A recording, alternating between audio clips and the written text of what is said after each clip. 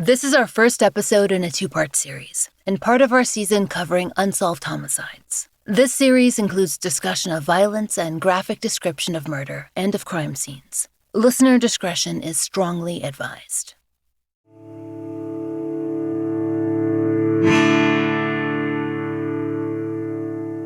This is The Fall Line.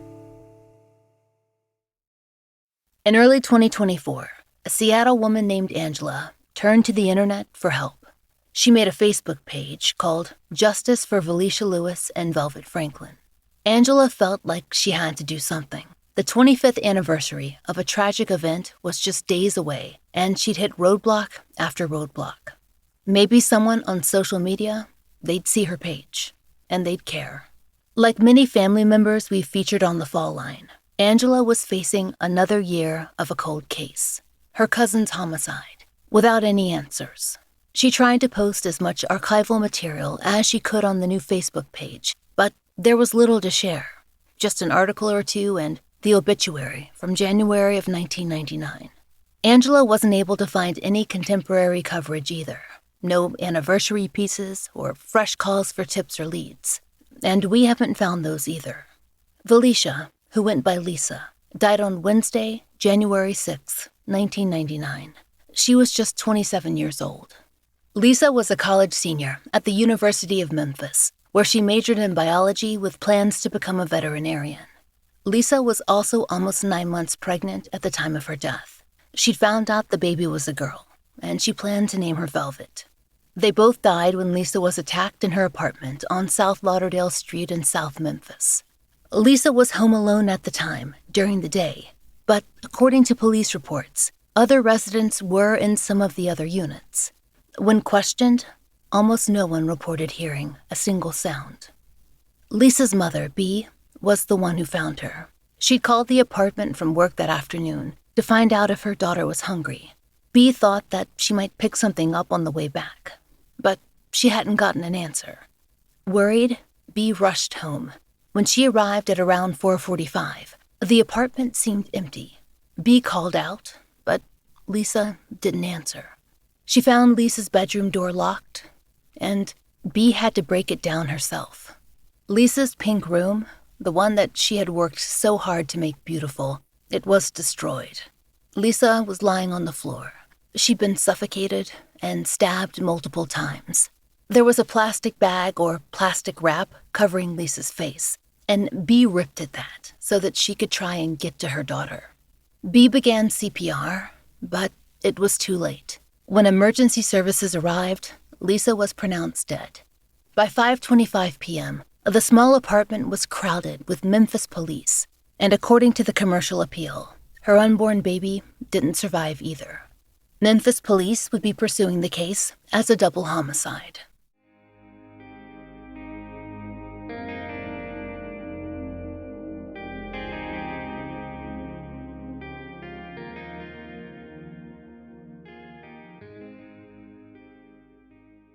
Angela, she wasn't in Memphis when her cousin Lisa died, but that scene haunts her. She's relived it 100 times. From the time she first picked up the phone and heard one of her aunts crying on the other end, to the dozens of times that she's studied her cousin's police file, looking for any clue that might help. Like Sheila, the mother of Iman Cannon, who we covered in our last 2 episodes, Angela's location makes things difficult. She spent years following her cousin Lisa's cold case from another state, actually from across the country. But Angela's experience has a unique angle. She spent much of her career in various roles in law enforcement, and that includes administration at a sheriff's office and work at AFIS, the National Automated Fingerprint Identification System that's now a part of NGI, or Next Generation Identification. This gives her more insight into casework than an average citizen. Via FOIA, she herself received Velecia's file, and she also sought out an independent case review. Angela has also spoken to relatives in Tennessee, tracked down former college professors, and looked into local businesses. When you think of a citizen sleuth, Angela is who you should imagine. All told, Angela has been intensively researching her cousin's case for more than 2 years. Before that, She'd spend some time and then take a break for her own mental health. Up until this January, she worked primarily on the case with her son. He helps her analyze everything, each page, each idea, each tiny scrap of evidence. Angela has also regularly reached out to Memphis law enforcement in hopes of receiving updates. Looking into Lisa's case, it felt like something that she was going to have to do on her own. And that task, it sometimes took over everything. But this year, Angela decided that if Lisa's case was going to be solved, she needed a wider audience, and she needed more help.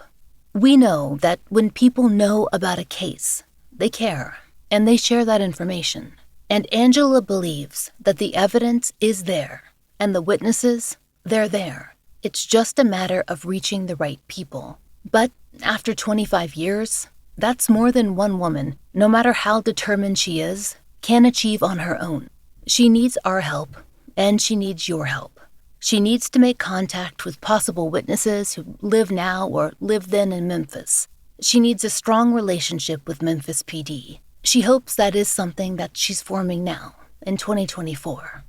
Like we said, Angela hasn't always lived in Seattle. Her grandparents met in Mississippi, then eventually moved to Tennessee. She said that it was hard going for her mother and her mother's siblings, sometimes. That was because Angela's grandmother had experienced a lot of trauma earlier in her own life. Angela's mother often took on some of the caretaking with her own siblings. That experience created a strong bond between them that carried into adulthood. My mother, she was the oldest girl, so she did a lot of the house chores, and she cooked and kept the family together. My grandmother had a previous trauma, so wasn't a really great mother, you know. My grandfather was wonderful. He stayed and took care of the kids as much as he could. And I guess they moved to Memphis. So that's how everybody ended up in Memphis. As Angela's mother's siblings grew up in Memphis, they remained close. Perhaps the closest, though, were her mother and Angela's Aunt Bee. When Angela was a child, Bee would often bring her two daughters over to play with Angela and her brother. It was before Angela's youngest siblings were born, and she welcomed her cousins' visits. She was desperate to spend time with other girls. She didn't realize that her Aunt Bee might have been doing more than just coming to see her sister. It might also have been a refuge. Lisa has a sister 6 years older than her, and she's 3 years older than me. I also have a brother. He and Lisa are a year apart. The four of us always work together. My mom and my younger aunt had a really close relationship. So they were always at our home, always. Every time the weekend came, we would go shopping together. They would seem to be at our house just before the morning cartoons came on good. Sometimes they had all three meals with us, breakfast, lunch, and dinner. My mother was an excellent cook. So whatever we had in the home, my mother always shared with family members and friends, neighbors, and things of that nature. The games that we played were just simple little games that, but we just, played. Lisa was the doctor, and she would take the cat and give it a checkup. And we had to make sure that she had each cat lined up so she could give them a checkup. I thought it was odd at the time, but that was her passion. She loved taking care of animals. I played with a lot of dolls. That was my thing. And the opposite was Lisa was more into her cats and the animals, and I was more into my dolls and making sure I take care of them. And the funny thing about it is she took care of the cats just as well as you would a human. So that was her first love. I know that to be true.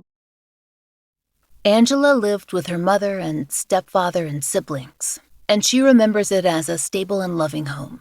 But for Bee and Lisa and Nisi, things were a little more chaotic. Angela says that she remembers a tense relationship between Bee and Lisa's father, one that her own mother didn't approve of. Angela thinks that her mother worried about Bee and the children.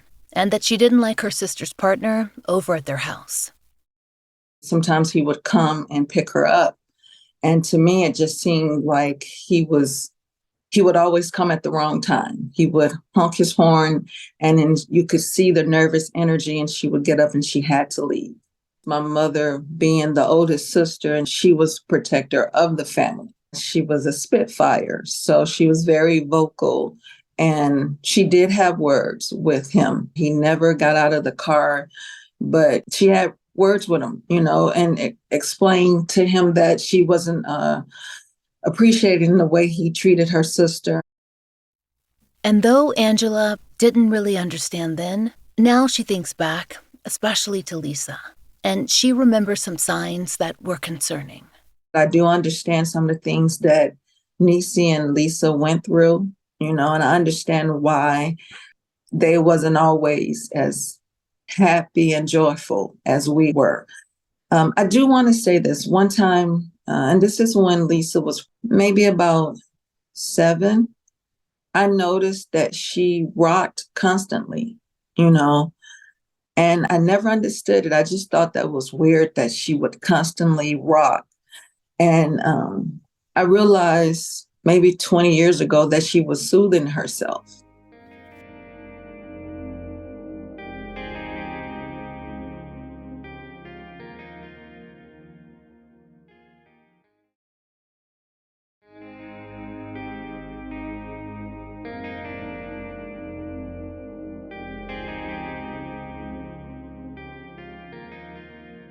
Angela thinks that the sense of stability that her mother created was important for Bee's children, and having them there was important for her too. She had playmates and family around all the time. I didn't get a sister until I was 12.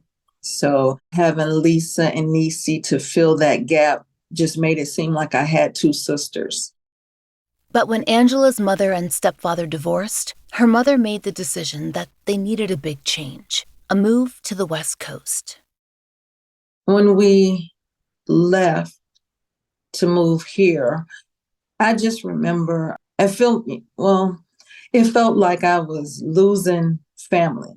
My mother went through a divorce, and when she said that she was moving, I didn't think that we were going to move so far away. And so I remember, of course, her sisters tried to talk her out of it, but she was set on giving us a better life. And so that's how we got to Seattle. Even though we moved here, my mom was still close to Aunt B. They would talk over the phone from time to time. I didn't go back home until I was 27. I'm thankful that we moved here. It was a blessing. A lot of opportunities for my siblings, my mother. It was much better than living in Tennessee. It wasn't just about those practical advantages that Angela experienced in Seattle, like better jobs and schools. She also worried about what life was like for her Aunt Bee and her cousins, especially Lisa, who was the youngest. I felt like she kind of got, like we abandoned her, for lack of a better word. And I know that had we stayed, my situation wouldn't be what it is today.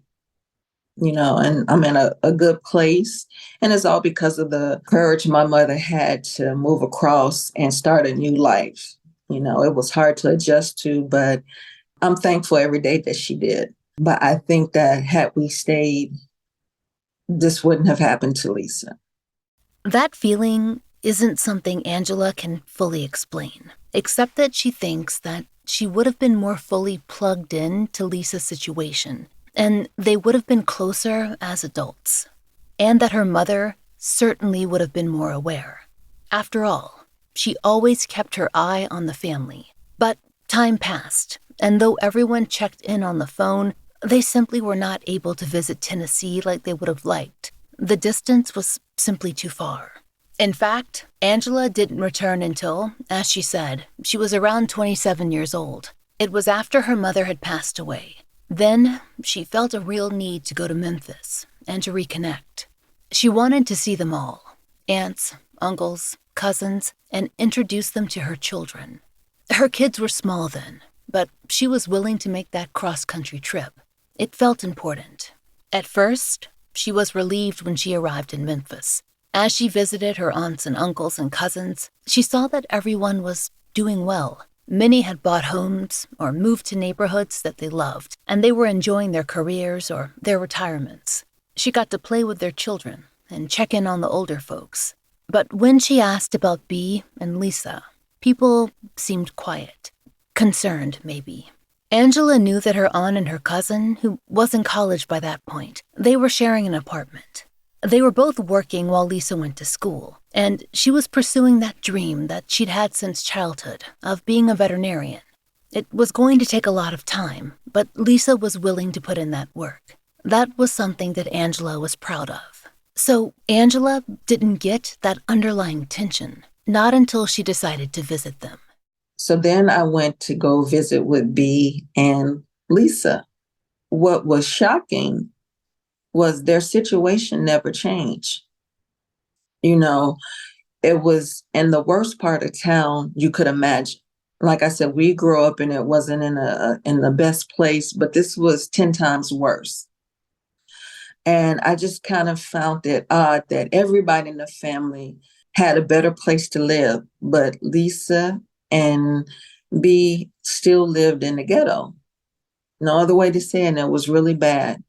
But when I did go visit, I never forget knocking on the door, and my Aunt Bea opened the door and she just hugged me. This was my second time seeing her, but she just really held on to me. My kids were 5, 7, and 15 months. And so we walked through the door and Lisa came out of her room and I'm holding the baby. And what she did was she grabbed the baby and she gave me a hug and she told my children to come with her. And they went to her room and I followed, right? Her room was beautiful. She had all her makeup on her chest of drawers. And it was pink and she had a canopy bed and, it was really nice, the room was. And she said, so I'm going to spend time with my little cousin. She said, we'll be back. And so I went out and I talked to Bea and she was telling me about how she had survived breast cancer. And she showed me that she had a double mastectomy and we just talked. And then Lisa came out with the baby still on her hip. And she said, I'm getting snacks for them. And she just took them. And it was the love then I saw. She was falling all over the kids. It was just a joy to see her as a grown up. At this time, she wasn't pregnant, had never had a child or anything like that. See, I saw this part that Lisa was very caring, and she and her mother was really close. So it made sense to me now that Lisa was still living with her mom. It was almost like a protection, and I'm just looking around the house and I'm just thinking to myself, what happened?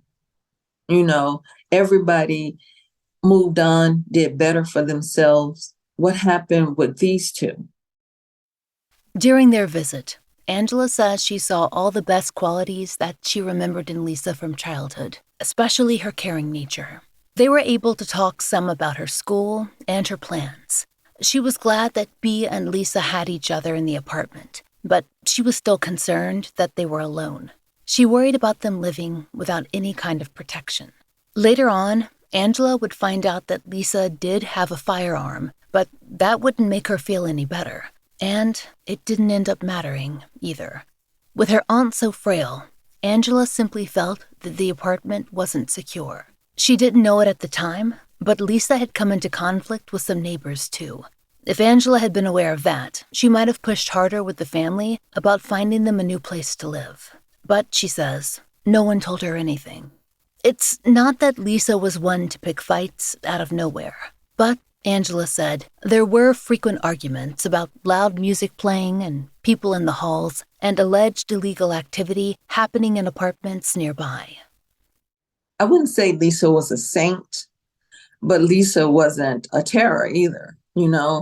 Living in the situation where we lived, I do know this to be true, and I witnessed this.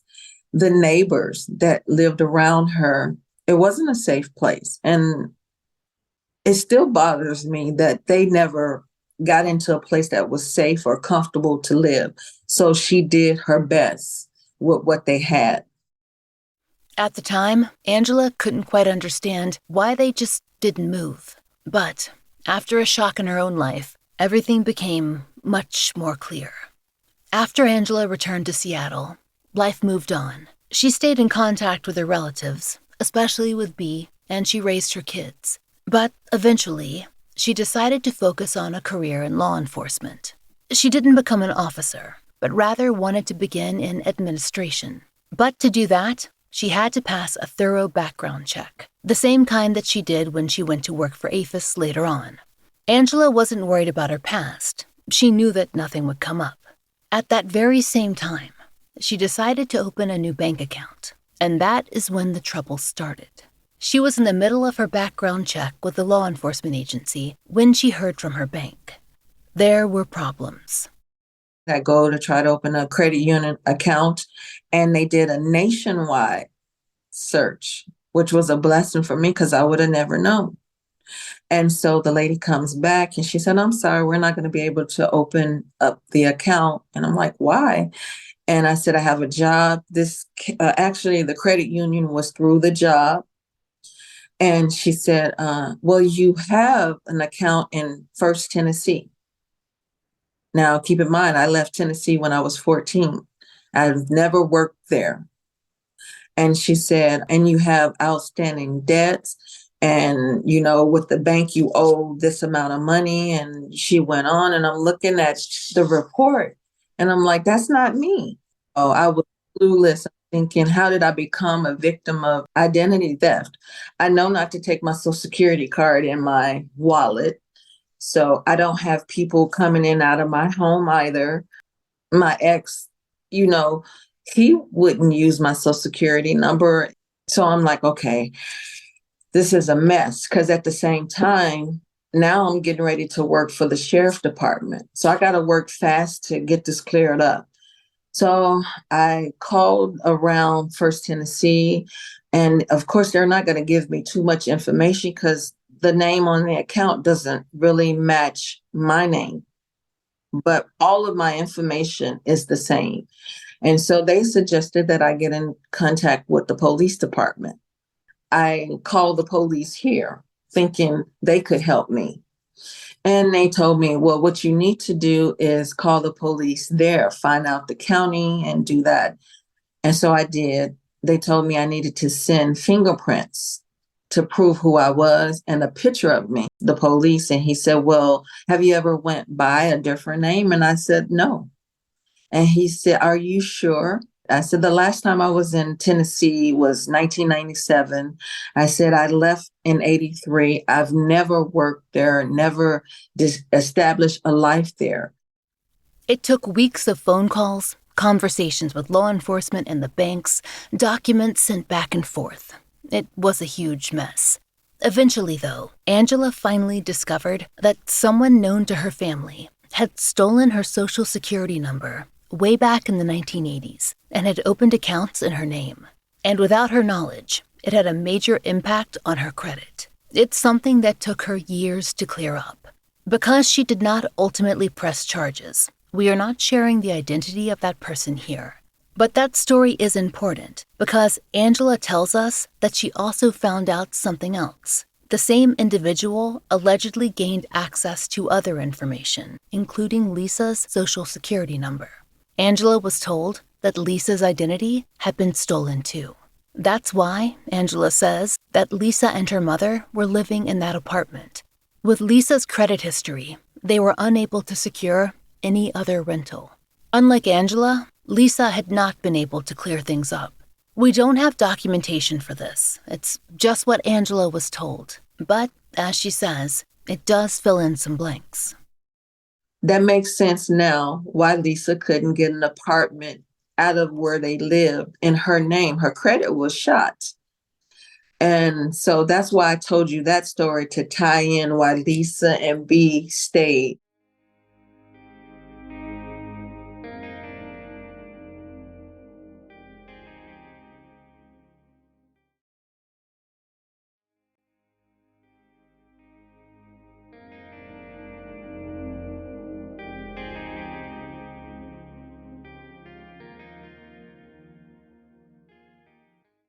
Angela and Lisa didn't get to talk about their shared experience. When she did touch base, it was with B. But during those 2 years of training for her new job and caring for her 3 young children, life got very busy for Angela. And she was still dealing with the effects of her identity theft, too.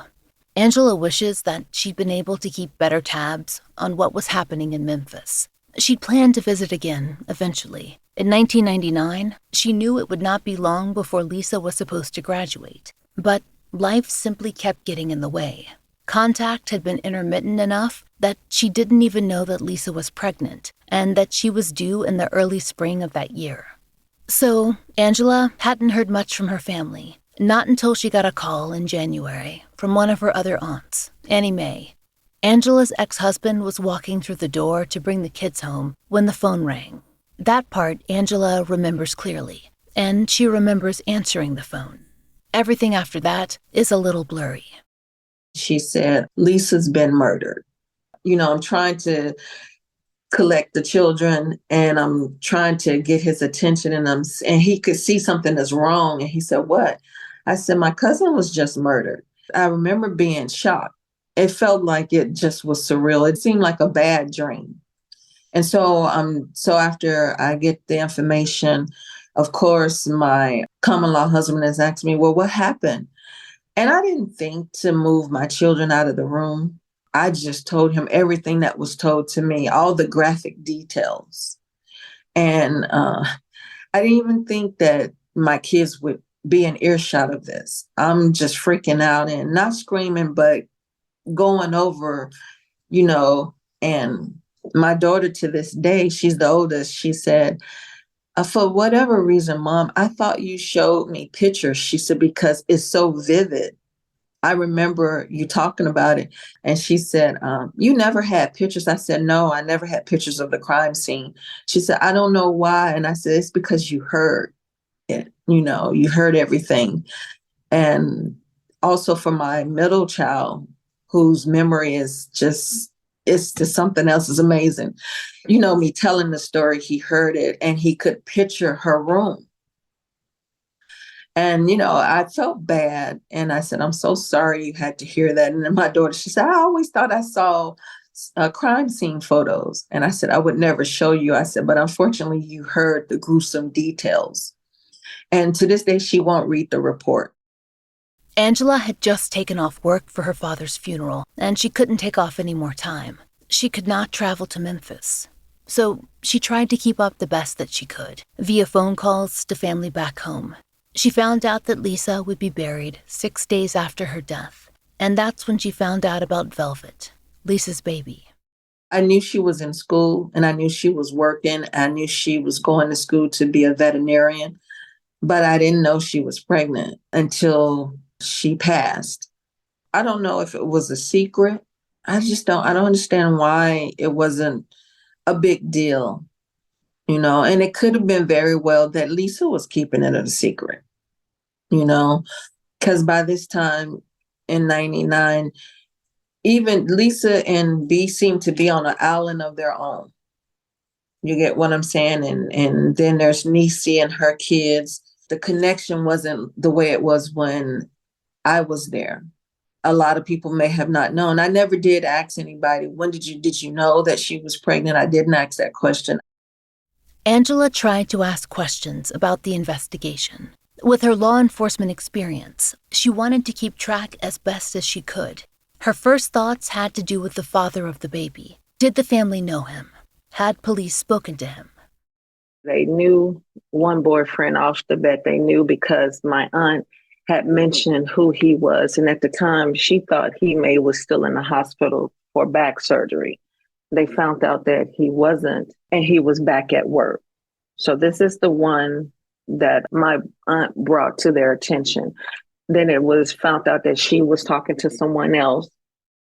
Angela told us that it turned out that Lisa had been dating 2 men around the time that she got pregnant. Lisa was clear about who she believed to be the father of her child, but law enforcement planned to speak to both. They needed to determine where each was at the time that Lisa was killed. The man who her mother B knew about, he'd been in the hospital due to his back, which should have ruled him out. But that turned out to be somewhat inaccurate. He'd actually been released earlier than first thought.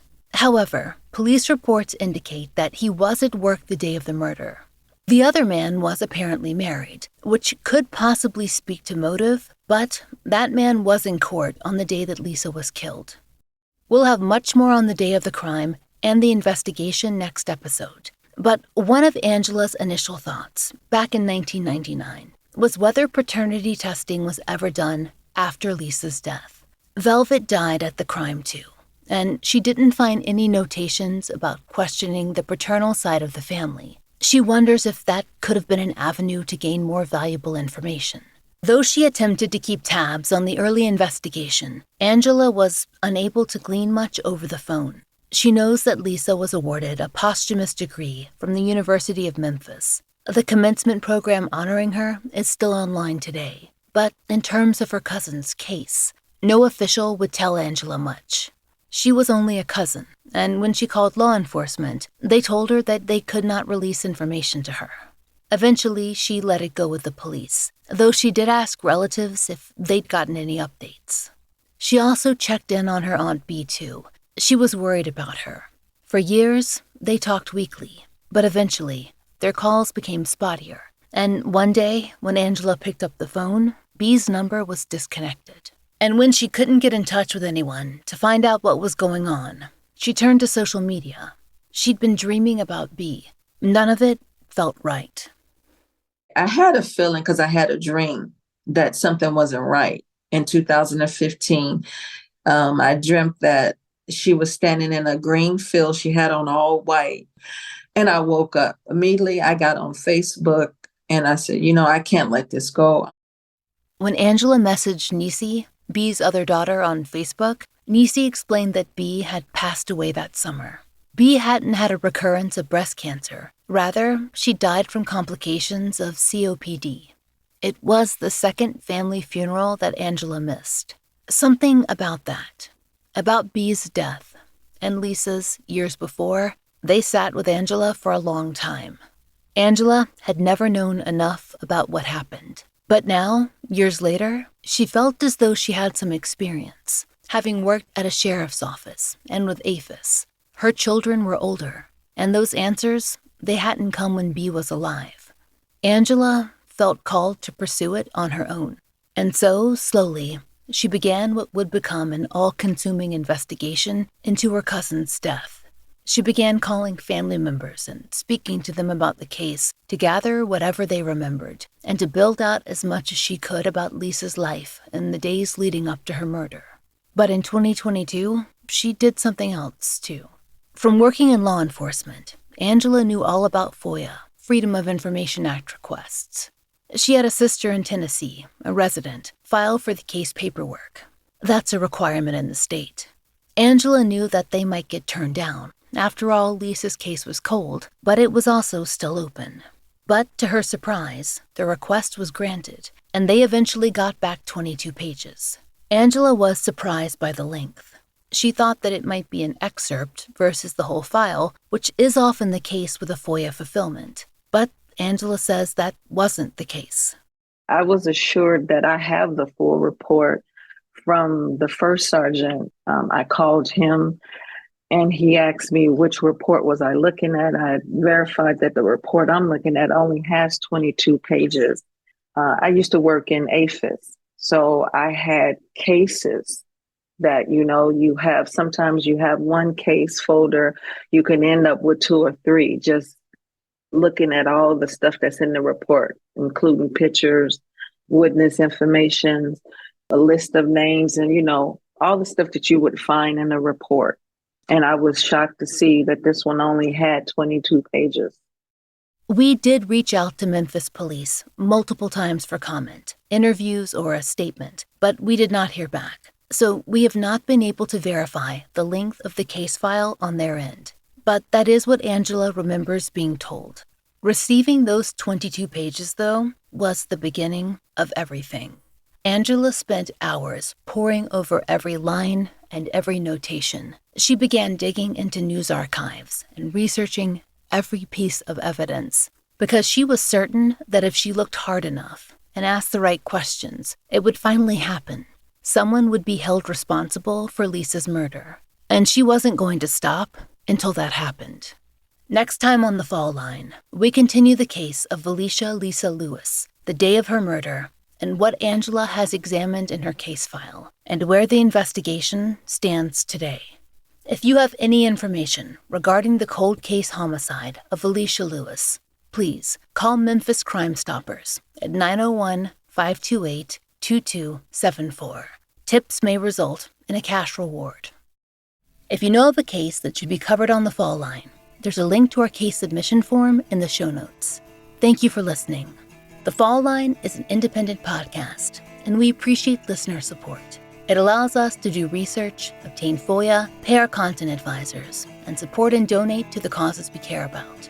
If you try out the products we advertise, please use our sponsor codes. It really helps.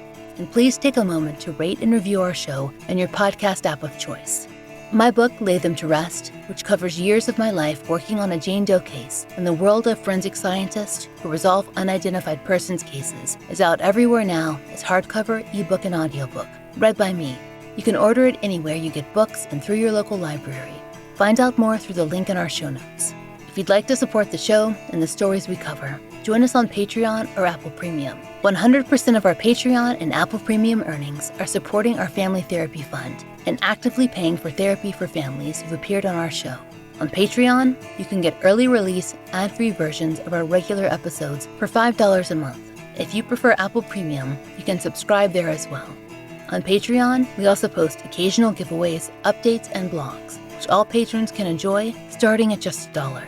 The Fall Line is written, hosted, and researched by Laurah Norton, with additional research assistance by Brian Waters. Interviews by Brooke Hargrove. Produced, engineered, and scored by Maura Curry. Content advisement by Brandy C. Williams and Vic Kennedy. As always, our most special thanks to Liz Lipka.